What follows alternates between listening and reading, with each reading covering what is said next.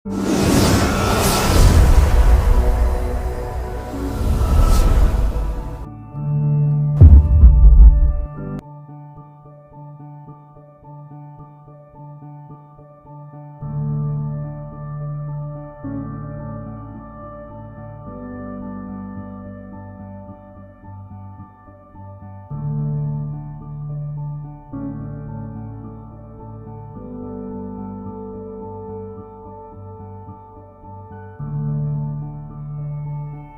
सभी को जय मसीह की। आज का विषय है चंगाई। आज हमने चंगाई के बारे में सीखा है। मेरे प्रियो, बाइबल हमें बताती है कि तिमाई का पुत्र बर्तिमाई, जो अंधा और भिखारी था, वह प्रभु को पुकारने लगा, परंतु लोगों ने उसे डांटा कि चुप रहे। परंतु वह और भी पुकारने लगा। फिर प्रभु ने कहा, उसे मेरे पास लाओ। और प्रभु ने उसे चंगा किया और वह देखने लगा।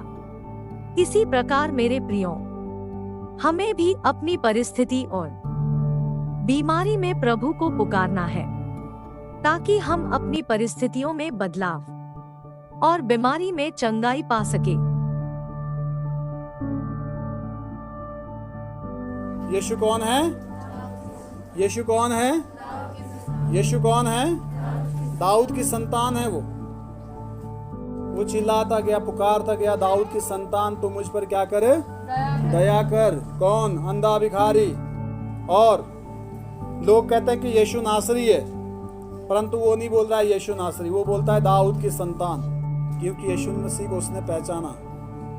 यीशु मसीह को उसने पहचाना। आमीन।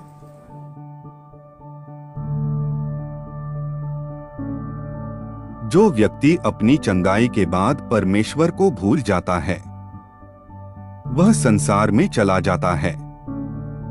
परंतु जो व्यक्ति अपनी चंगाई में परमेश्वर की महिमा करता है, वह हर परिस्थिति में परमेश्वर को अपने साथ पाता है। आज के वचन के द्वारा परमेश्वर आप सभी को आशीष दे।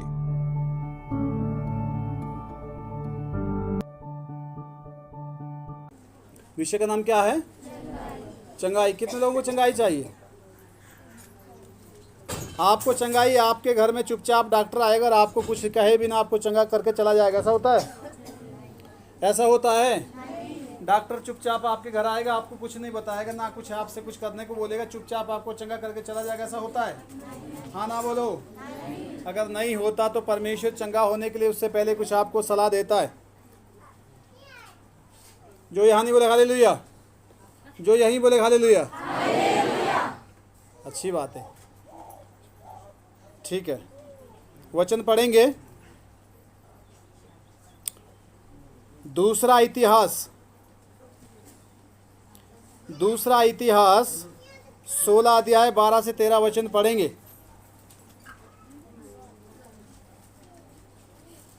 दूसरा इतिहास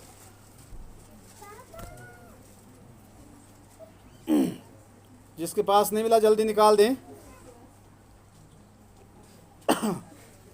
दूसरा इतिहास, अगर जिसके पास निकला नहीं तो लिख सकता है। दूसरा इतिहास अध्याय 16 12 से 13 वचन पढ़ेंगे।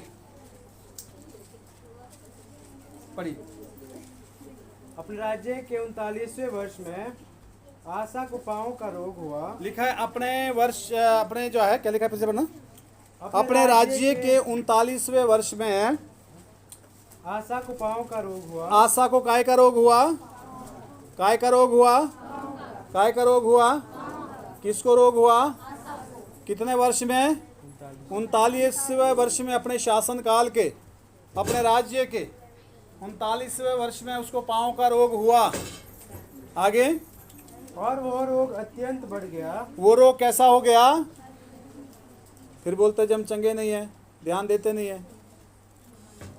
रोग बढ़ गया। क्या हुआ? रोग हालेलुया। आगे। ये खुद करेंगे काम। तो भी उसने रोगी होकर यहोवा की नहीं, वैद्यों ही की शरण दी। हाँ, लिखा है वो रोगी हो गया। आशा को पांव का रोग लगा अपने राज्यकाल के 39वें वर्ष में, और वो परमेश्वर की ओर नहीं वैद्यों की ओर दौड़ा। किसकी ओर दौड़ा? डॉक्टरों की ओर दौड़ा। इलाज करना अच्छी बात है, हालेलुया। हालेलुया। पर क्या परमेश्वर से भागना, क्या इससे चंगाई है? परमेश्वर से दूर भागकर चंगाई है? डॉक्टर मनुष्य है। डॉक्टर क्या है? जब डॉक्टर के हाथ खड़े हो जाते तो वो भी ये कहता है कि ऊपर वाले के हाथ में। बोलता है कि नहीं? कब? जब उसकी कोशिशें असफल हो जाती है। हालेलुया। डॉक्टर भी चमत्कार को मानते हैं।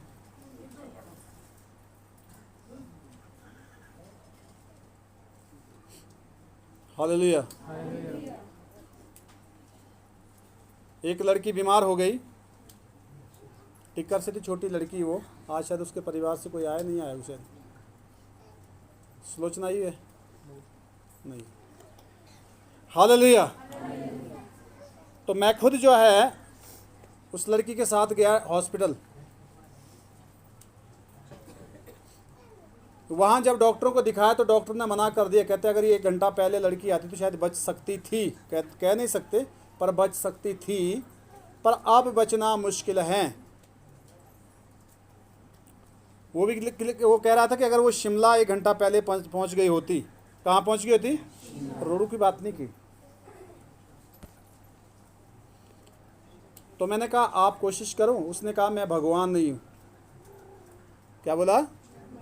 मेरी कोशिशें हैं, मैं ज़िंदगी नहीं दे सकता। आप लोग यही हैं? हालेलुया। और हम जो साथ गए थे, हम प्रार्थना करके हम वापस आ गए। और मैं जब तक घर पहुंचता तब तक पीछे से कॉल आ गई, कहते भाई जी लड़की ने 1 गिलास दूध पिया और 1 बंद खाया और लड़की ठीक है। बोलो हालेलुया। समझ आ रही बात? मैंने ये चीज़ खुद देखी है। और बाइबल बताते है कि जो आशा था परमेश्वर की ओर नहीं, वो वैद्यों के ही पीछे दौड़ा। और हुआ क्या आगे? अंत में आशा अपने राज्य के 41वें वर्ष में मर के अपने पुरखों के साथ सो गया। हाँ, 41वें वर्ष में वो मरकर अपने पुरखों में सो गया। हालेलुया। मोबाइल पर ध्यान दो जरा। वैसे मोबाइल पहले आपके साइलेंट होने चाहिए हॉल में आने से पहले सुबह। हालेलुया। तो कहने का मतलब इलाज अच्छी बात, इलाज करना चाहिए, पर प्रार्थना को नहीं भूलना चाहिए।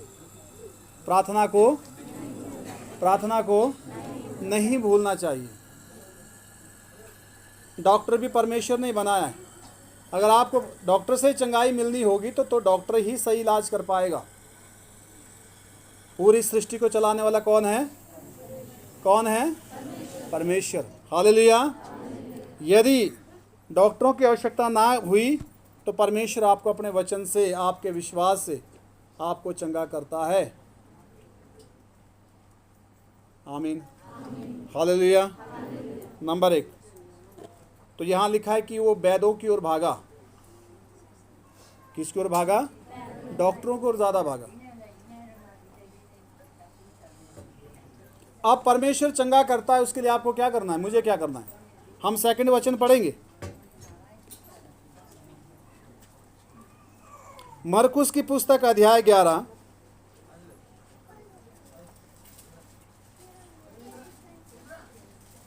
22 से 25 वचन तक पढ़ेंगे।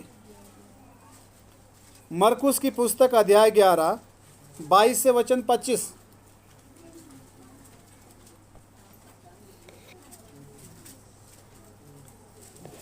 आज से लगभग जो है 10 साल पहले, कितना? 10 साल पहले मुझे गले की प्रॉब्लम हो गई। मैं अपनी बात कर रहा हूँ। तो मैंने बहुत इलाज करवाया। हालेलुया। पर हुआ क्या? डॉक्टर ने सीटी स्कैन वगैरह करके MRI जो भी उनको करना था, तो उसके बाद बताया कि आपके गले की हड्डी बढ़ गई है, इसका ऑपरेशन होगा। क्या होगा? ऑपरेशन होगा। लास्ट में दवाइयाँ देना बंद कर दिया, लेकिन उन्होंने कहा कि आप आइए और तैयारी करके आइए, बड़ा ऑपरेशन होगा आपका। हालेलुया। और मैंने कहा प्रभु ऐसे कैसे हो सकता है? हालेलुया। मैंने प्रार्थना करना नहीं छोड़ा, और 10 साल पहले की बात है, आज 10 साल हो गया, मेरा गला बिल्कुल ठीक है। आमीन।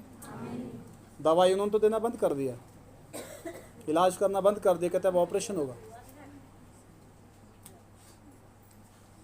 यीशु मसीह को मैंने स्वयं अपने जीवन में चमत्कार करते हुए खुद देखा, ही मेरा अनुभव है।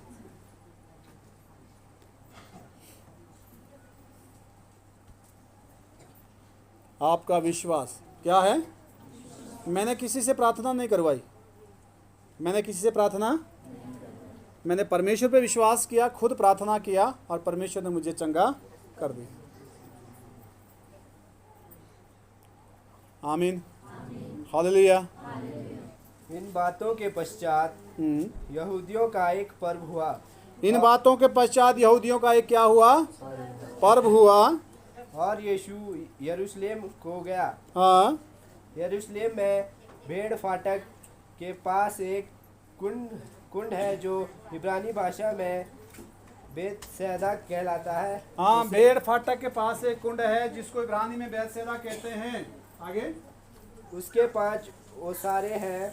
हाँ। इनमें बहुत से बीमार, अंधे, लंगड़े और सूखे अंग वाले पानी के हिलने की आशा में पड़े रहते थे। हाँ, उस कुंड के पास जो है अंधे, गूंगे, लंगड़े, कई प्रकार की बीमारी के बीमार रखे जाते थे, और वो देखते थे कि पानी कब हिलता है, क्योंकि स्वर्गदूत पानी को ही वहाँ हिलाता। और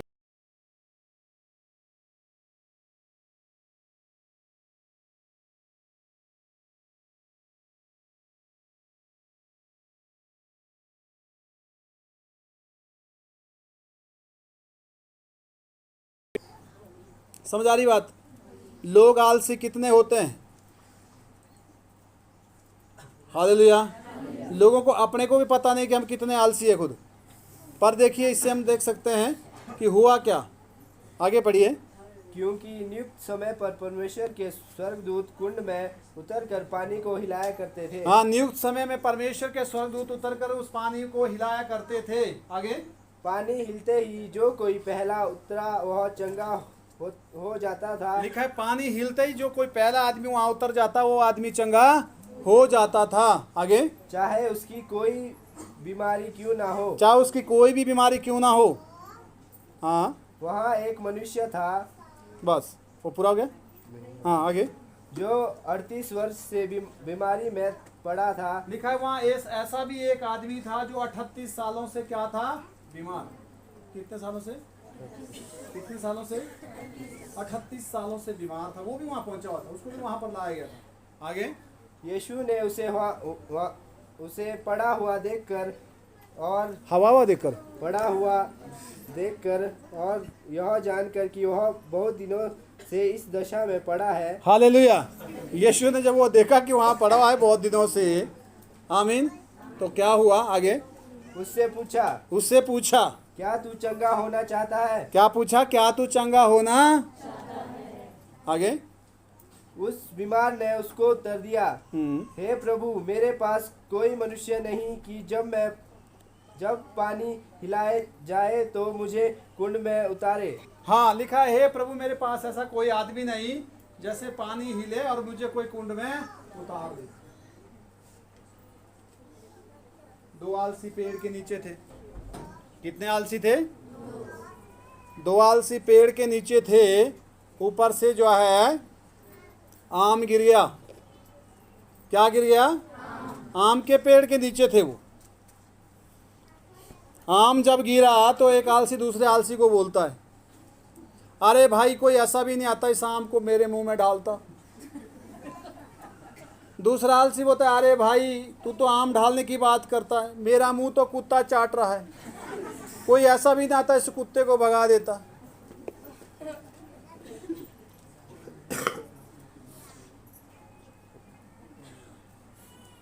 आलसियों की कोई सीमा नहीं होती।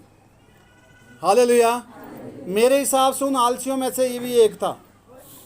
ये भी ऐसे आलसी आज भी बहुत मिलते हैं। हालेलुया। जिनको केवल दूसरे सब कुछ करके दे, खुद कुछ भी नहीं करना है। कुछ भी, जोर से बोलो। रात को प्रार्थना करने के लिए बोला जाता है कि सोने से पहले प्रार्थना करो। आलसी क्या बोलता है, मुझे भी करे प्रार्थना। अपने साथी को बोलता है मेरे लिए भी प्रार्थना करना, मुझको असुत हुई।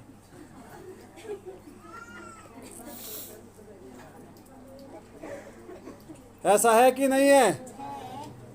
हालेलुया। सब दूसरे करे और खुद कुछ ना करे, इसलिए लोग आज भी परेशान हैं, बीमार है। हालेलुया। क्योंकि उन्होंने बीमारी को पकड़ा हुआ है, परेशानी को पकड़ा हुआ है। लोगों के पास टीवी देखने के लिए समय है, मोबाइल छेड़ने के लिए समय है, संसार की सारी बातें करने के लिए समय है, दूसरे के बुराई लगाने के लिए पूरा टाइम है, आलोचना करने के लिए पूरा समय है। हालेलुया। और फालतू की बातें करने के लिए पूरा टाइम है, लड़ाई झगड़े करने के लिए पूरा टाइम है, घूमने फिरने के लिए पूरा टाइम है, सारी बातों के लिए टाइम है। पर टाइम कहाँ नहीं है? टाइम कहाँ नहीं है? वचन पढ़ने के लिए टाइम नहीं है, प्रार्थना करने के लिए टाइम नहीं है। क्या मैं ठीक बोल रहा हूँ? गलत बोल रहा हूँ? सब चीज़ों के लिए टाइम है। कभी किसी ने ऐसा नहीं बोला कि मैं भूखा सो गया क्योंकि मेरे को रोटी खाने का टाइम, बोला किसी ने ऐसा? हालेलुया। तो इसी तरह का एक आलसी ये भी था। आगे। परंतु मेरे पहुँचते पहुँचते दूसरा मुझसे पहले उतर जाता है। हाँ, मेरे पहुंचते पहुंच लिखा है, दूसरा पहले उतर जाता है। और ऐसे भी लोग थे। बाइबल में लिखा है कि जो 12 वर्ष से लहू बहने का जिस औरत को रोग था, उसने मन में सोचा, मन में कहती थी यदि मैं यीशु के वस्त्र को छूं तो मैं चंगी हो जाऊंगी। और हुआ क्या, उसको गांव में जाना मना था, उसको लाइलाज बीमारी थी। गांव में से लोगों को नहीं मानते थे, पथरावा करते थे, भगा लेते थे। औरत ने जोखिम उठाया, क्या किया? खतरा मोल लिया और वो दौड़ी। हालेलुया। और वो भीड़ में सीधी चली गई यीशु के पास। उसको पता था कि अगर मेरे को पहचान लिया तो मुझे पथरावा किया जा सकता। उसके पास बहाने नहीं थे, उसके पास, परंतु इस आदमी के पास बहाने हैं। और मैं समझता हूँ 38 साल में अगर थोड़ा थोड़ा भी किस रहा तुमसे हो एक एक बार भी तो भी पौड़ा दिया तो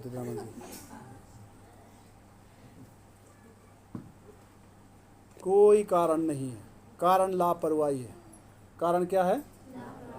प्रभु की ओर तब दौड़ते हैं जब आदमी अति में आ जाता है, बाकी दुनिया में दौड़ते हैं। यदि आप चंगाई में प्रभु की ओर दौड़ो, हालेलुया, प्रॉपर प्रभु को समय दो, तो परमेश्वर बीमारी में भी आपके साथ रहेगा। बीमारी में भी, बोलो मेरे साथ रहेगा। कब रहेगा? जब मैं चंगाई में उसके साथ रहूंगा। जब मैं चंगाई में यीशु के साथ रहूंगा तो यीशु बीमारी में मेरे साथ रहेगा। हालेलुया, आमीन। चंगाई में तो पास्टर को पहचानने से मना करते हैं। मैंने देखा है काफ़ी लोग देखकर नज़रें फिर देते हैं। जब परेशानी आती तब दूर दूर से, मैं तो आपको फ़ोन करने ही वाला था। हालेलुया, आमीन। स्वार्थपन क्या है? स्वार्थपन नहीं होना चाहिए। दुख में सुमिरन सब करे, सुख में करे ना कोई। यदि सुख में भी सुमिरन करे तो दुख काहे का होए। सारी बात समझ? हालेलुया। यीशु मसीह डॉक्टर नहीं है। यीशु मसीह, बोलो, डॉक्टर नहीं है। वो क्रिएटर है, वो परमेश्वर है। हालेलुया। बच्चा तभी नहीं जब बीमार है तब जाकर बाप को पूछो, उसको चंगाई में भी बाप को ही पूछना है। ऐसा है कि नहीं? आमीन। और यीशु ने उससे कहा, उठ अपनी खाट उठा और चल फिर। यीशु ने उससे कहा, उठ अपनी खाट उठा और चल फिर। आगे। वह मनुष्य तुरंत चंगा हो गया और अपनी खाट उठाकर चलने फिरने लगा। वो मनुष्य तुरंत चंगा हो गया और अपनी खाट उठाकर क्या कर दिया? चलने फिरने लग गया। हालेलुया, जोर से बोलें।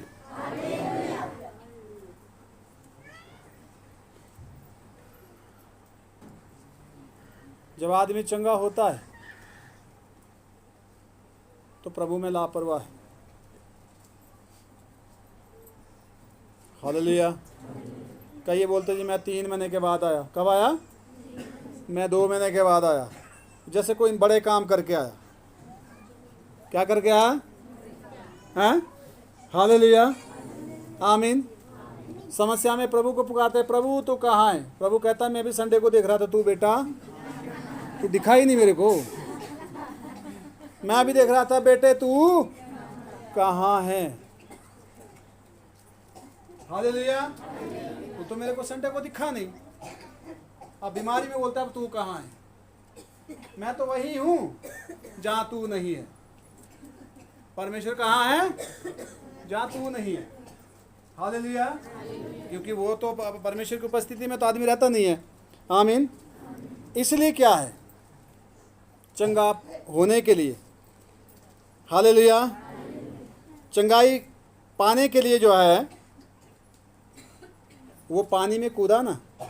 आज तो कुंड नहीं है। आज क्या है कुंड? परमेश्वर का वचन। क्या है? तेरा वचन रोटी मेरी, तेरा वचन पानी मेरा, खाकर जो भूखा न रहे, पीकर प्यासा न रहे, मेरे यीशु यीशु। चंगाई पाने के लिए वचन में कूदना पड़ेगा। चंगाई पाने के लिए सबका ध्यान इसके पीछे चल पड़ा। क्या बोला मैंने? चंगाई पाने के लिए, चंगाई पाने के लिए, चंगाई पाने के लिए वचन में कूदना पड़ेगा। वचन में कैसे कूदेंगे? बाइबल में वचन पढ़ते रहना पड़ेगा, पढ़ते रहना पड़ेगा, मनन करते रहना पड़ेगा, खोजते रहना पड़ेगा, स्टडी करते रहना पड़ेगा। हालेलुया, जोर से बोले। कुछ लोगों का ऐसा भी मानना हो सकता है जी मैं तो स्कूल नहीं गया या गई, मैं तो अनपढ़ हूँ, मैं क्या करूँ? बहुत कुछ साधन है करने के लिए। मैं कटिंग का काम करता था पहले बगीचे में। लोग नीचे, मैं नीचे आ जाता, सब बैठ के बीड़ी पीतर, मैं बाइबल खोलता। बगीचे में काम करते हुए लोगों के साथ। मेरे पास ऐसा कोई बहाना नहीं था कि मेरे पास टाइम, मेरे पास रोज़ टाइम था। रात को परिवार सो जाते 11-12 बजे के बाद मैंने 1:30-2 बजे तक स्टडी करना। पर होना क्या चाहिए? शौक। क्या होना चाहिए? स्वेटर बुनती बार कितनी बुनती सीखते हैं? तिलका पढ़े लिखे लगे, सोचने की बात है। कितनी बढ़िया बढ़िया बुनती डाले, पर हो क्या है? कहने का मतलब उसको जो है उसका शौक है। क्या है? टाइम लगा के चले जाएंगे किस था तो बुनते सीख दे, क्या थे? बुनती सीख दे।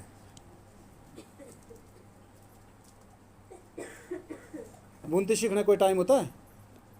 बोलो, होता है टाइम? टाइम उसको करना है क्योंकि उसके दिमाग में नहीं बुनती डाला पूर्ण चाहिए बोलो। मैं आपको एक उदाहरण दे रहा हूँ। हालेलुया, आमीन। सारी चीज़ें पास्टर के ऊपर नहीं रखना है, क्योंकि पास्टर के द्वारा चंगाई मिलेगी वो पार्ट टाइम की चंगाई है। कैसी है? फुल टाइम की नहीं है। एक बीमारी से आज़ाद हो जाएगी, 10 बीमारियाँ खड़ी हो जाएगी। एक बीमारी से छूट जाओगे, 10 बीमारियाँ और नाम अलग हो गए उनके, पर परेशानी एक जैसी होगी। हालेलुया, आमीन। इसलिए जो है परमेश्वर चाहता है कि आप जो है कंटिन्यू चंगे रहो। चंगाई के लिए वचन में कूदना है। कहाँ कूदना है? आमीन। वचन में कहाँ कूदते हैं? यहाँ तो लोग चर्च में भी 3-4 महीने में, 2-3 महीने में पहली बार एक बार दिखते हैं।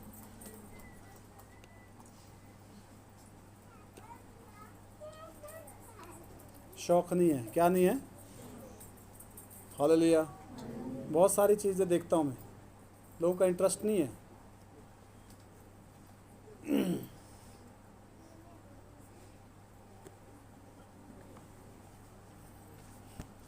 कुछ लोगों का कहना होता है जी किराया नहीं होता, ऐसा नहीं है। अगर आप देखेंगे पूरे सप्ताह में कहाँ कहाँ खर्च कर रहे हैं, बहुत सारी जगह ऐसा खर्चा हुआ होगा जो आपकी ज़रूरत की चीज़ें थी ही नहीं, और खर्च कर दी, पैसा वहाँ बर्बाद कर दिया। और जहाँ प्रभु की बात आती है वहाँ आदमी के पास बहुत बहाने हैं। कितने बहाने हैं? बोलो, बहुत बहाने हैं। अगर आपने किसी चीज़ को ठान लिया आपको कोई रोक नहीं सकता। हालेलुया। अगला वचन पढ़ेंगे, यूहन्ना 11:4।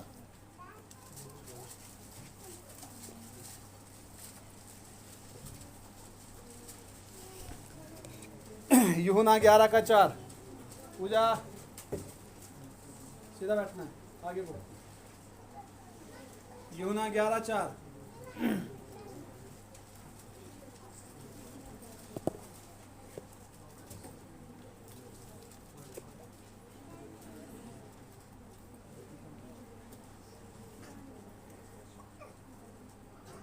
यह सुनकर यीशु ने कहा, ये सुनकर यीशु मसीह ने कहा, यह बीमारी मृत्यु की नहीं, ये बीमारी मृत्यु की, बोलो नहीं, ये बीमारी मृत्यु की नहीं है। आगे, परंतु परमेश्वर की महिमा के लिए है। परमेश्वर की महिमा के लिए। हो गया? कि उसके द्वारा परमेश्वर के पुत्र की महिमा हो। ताकि उसके द्वारा परमेश्वर के पुत्र की महिमा हो। हालेलुया। मेरा गले का जो प्रॉब्लम था वो मृत्यु का नहीं था।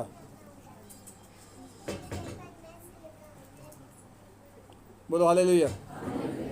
मेरी जो बीमारी थी मृत्यु की, वो इसलिए थी कि परमेश्वर को और गहराई से मैं जान सकूं कि परमेश्वर है। भाई साहब ने बोला, भाई गंगाराम ने कहते जब मैं बैठ के मुझे आराधना में कहते मैं आराम मिल गया, तो ये इसलिए हुआ ताकि भाई परमेश्वर को पहचान सके। किसको पहचान सके?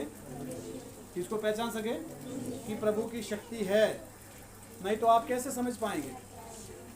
जब तक आप चमत्कार नहीं देखेंगे, एहसास नहीं होगा, अनुभव नहीं होगा, आपको क्या पता कि यीशु ही प्रभु है। अभी जो चंगे हैं उनको सुनने से कोई लेना देना नहीं है। ये पता नहीं कल बीमार भी होंगे तो आज सुन कर रखे।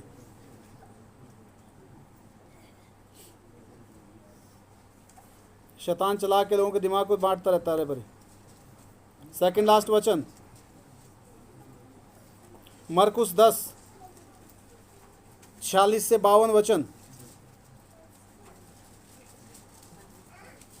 बीमार लोग जब मेरे साथ चलते हैं तो वो कुछ ही दिनों में ठीक हो जाते हैं। इसका क्या मतलब है? उसका मतलब ये कि कंटिन्यू स्टडी में लगे रहते हैं वो लोग, कंटिन्यू भजन गाना, वचन पढ़ना, प्रार्थना करना। हालेलुया। तो कुछ टाइम में ठीक हो जाते हैं। तो इसका कारण यही है, अगर वो अपने घर में ही प्रभु के वचन के साथ मिले रहें तो उनको घर में चंगाई मिल सकती है। मरकुस की पुस्तक अध्याय 10:46-52 वचन।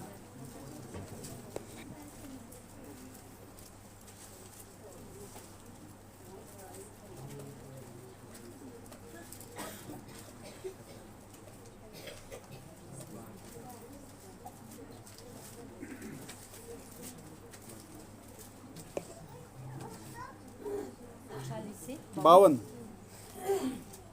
वे यरीहो में आए, वे यरीहो में आए, और जब वो और उसके चेले और एक बड़ी भीड़ यरीहो से निकलती थी, जब उसके चेले और वो और बड़ी भीड़ यरीहो से निकलती थी, तब तिमाई का पुत्र बरतिमाई,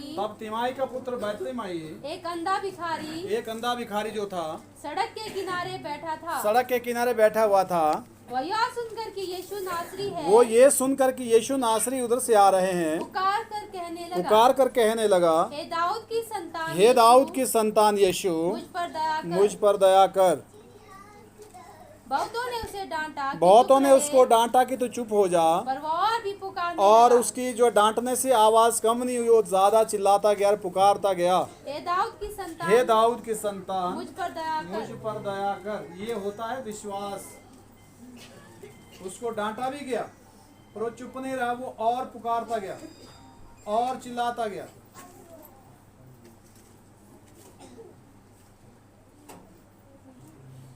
हालेलुया, जोर से बोले। हालेलुया। हालेलुया में भी कंजूसी कर रहे हो, जोर से बोले हालेलुया। वो चिल्लाता गया, पुकारता गया, दाऊद की संतान तो मुझ पर क्या करे, दया कर। कौन? अंधा भिखारी, टिमाई का पुत्र बतुमई वहाँ बैठा हुआ है, और लोग कहते हैं कि यीशु नासरी है, परंतु वो नहीं बोल रहा है यीशु नासरी, वो बोलता है दाऊद की संतान। अंधा क्या बोल रहा है? दाऊद की संतान। यीशु नासरी नहीं है, यीशु दाऊद की संतान है। यीशु कौन है? यीशु कौन है? यीशु कौन है? दाऊद की संतान है वो। हालेलुया। इसलिए वो पुकार कर कहने लगा, लोगों ने उसको डांटा,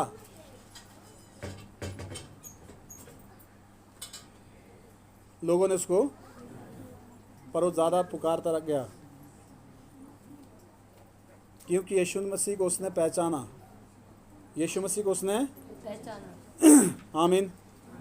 जिस समय लोग यीशु को पहचानेंगे और यीशु मसीह उनका जीवन बदल देता है। और यीशु कौन है, बाकी लोगों को आज ये भी पता नहीं यीशु कौन है।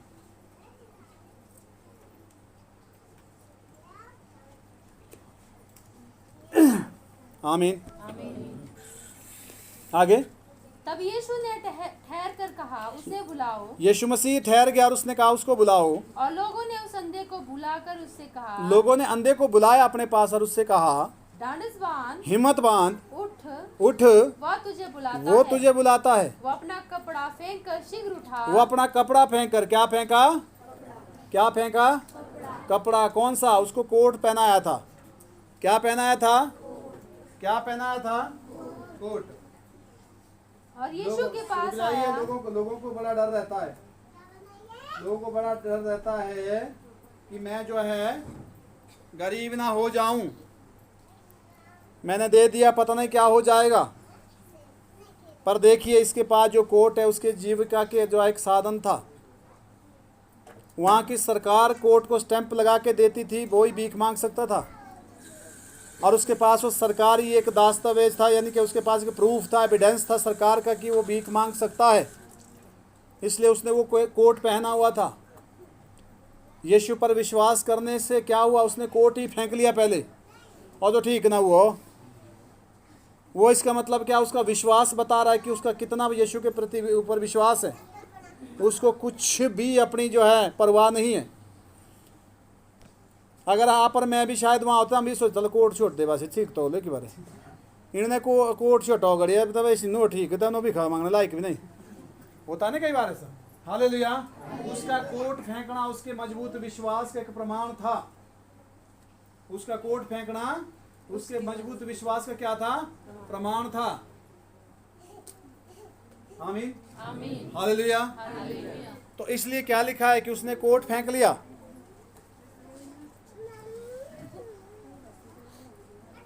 उसको कहते हैं संपूर्ण विश्वास। क्या बोलते हैं? संपूर्ण विश्वास। क्या बोलते हैं? संपूर्ण विश्वास। क्या बोलते हैं? संपूर्ण